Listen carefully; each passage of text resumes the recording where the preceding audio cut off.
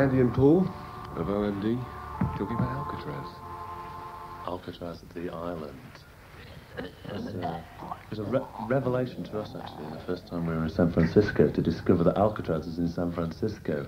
I didn't even have an idea it was even an island. It's just some sort of mythical place in American history, isn't it? And lo and behold, we were walking down this hill one day and somebody says, "That's Alcatraz down there." So, first time we were there, we didn't get a chance to see it. But second time... We originally went there for a photo session, but it just turned out to be... sightseeing tour. Sightseeing, yeah. It's in the bay, like San Francisco, sort of on a promontory with the Golden Gate going over, and then inland is like the huge bay area, and the island is in there, and like it's been sort of historically a fortification, but it wasn't a prison till 1929, I think. You tend to think of it as being like eons old, but it was only a prison for about 30 odd years. I think they closed it in 1963. They did have like the heaviest prisoners of the time in there. Al Capone was in there, things like that. But that wasn't the most important thing, really. The building itself was just so impressive, wasn't it? It was intimidating as hell. But it's just a bloody rock in the middle of a bay, actually. Do they have a sort of museum section, you know, full of... Well, the whole thing is the whole thing is a museum in itself. They do day trips, and so we went for a wander around taking photographs, and we just got really entranced by the whole thing. It's basically the main prison section is just a huge empty building. And the prison blocks are built inside it like big Lego blocks, and they're about 3 tiers high.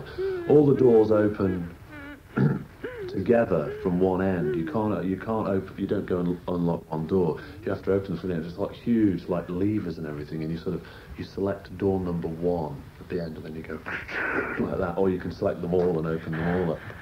And it's really like. It's very imposing. Do they have any tributes there to people who try to escape? Well, very few have escaped. They and those that did sort of got drowned in the bay because it's bloody freezing in the bay.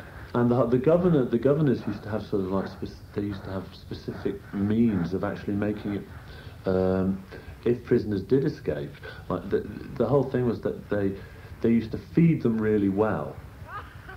They used to have really hot showers, so they could never get acclimatized to cold, being cold or anything. They used to look after them really well, keep them pampered, so that they could, if they got out, they'd be really exposed. It wasn't like they could build up sort of like some sort of stoic bodybuilding course and like make themselves really Spartans. Because the great thing for us, with being sort of grim little bastards that we are, we were trying to ask the guy, how many people had died and everything, and he was sort of like, well, wait till after, because he didn't want to, because there's all these kids and these old ladies and things, and so we collared him at the side, and there's some really grim, really horrible tales of how people had committed suicide. What sort of? I mean, were there any?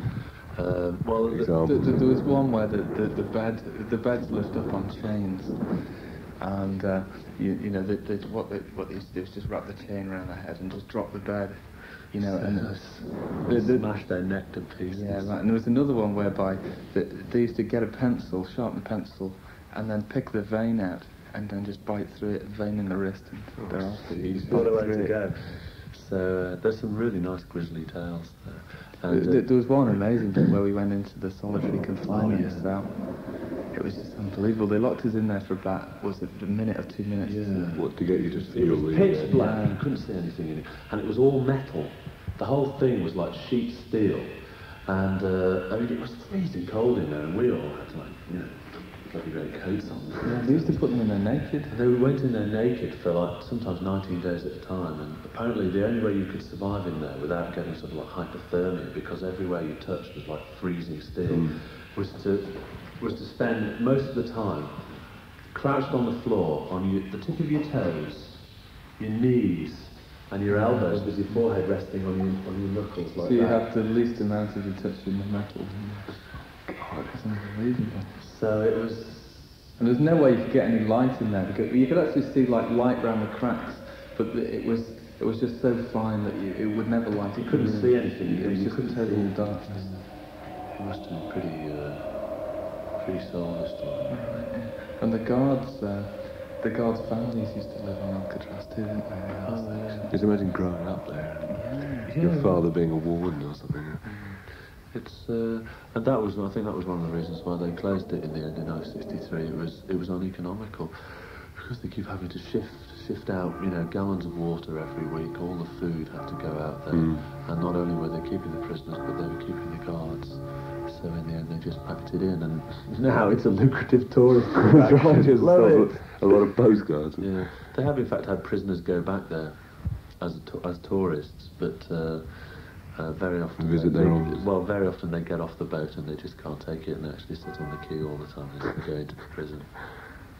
But it's anyone who's in San Francisco, we recommend it. It's a real culture shock.